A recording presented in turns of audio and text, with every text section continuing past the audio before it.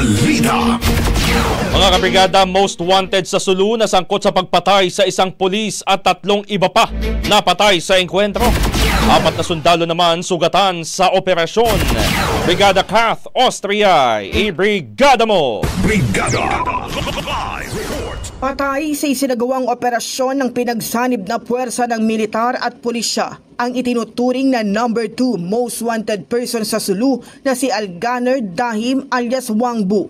Batay sa ulat ng 11th Infantry Division ng Philippine Army, naganap ang engkwentro nitong Sabado sa barangay Kapuk Punggol, Maimbong, Sulu. Ito'y matapos magsumbong ang mga residente hinggil sa pangaharas ng armadong grupo sa kanilang lugar. Kabilang sa mga nagsagawa ng operasyon ng mga tropa ng 41st Infantry Battalion, Maimbong Municipal Police Station, Regional Mobile Force Battalion at ang Philippine Drug Enforcement Agency.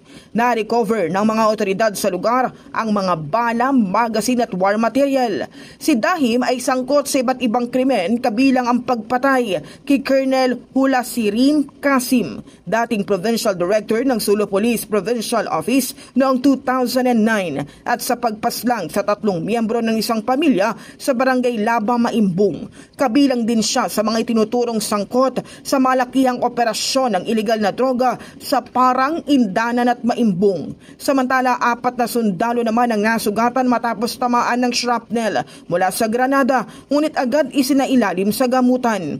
Patuloy na nagpapatupad ng focused military at law enforcement operations ang Armed Forces of the Philippines, katuwang ang PNP at iba pang ahensya upang masiguro ang pangmatagalang kapayapaan at kaayusan sa lalawigan. In the heart of changing lives, ako si Brigada Kath, Austria, ng 105.1 Brigada News sa Manila, the Music and News Authority. Brigada Balita. Ang bahaging ito ay hatid sa atin ng Guard C Plus with Zinc Capsule. Always protektado ang kalusugan.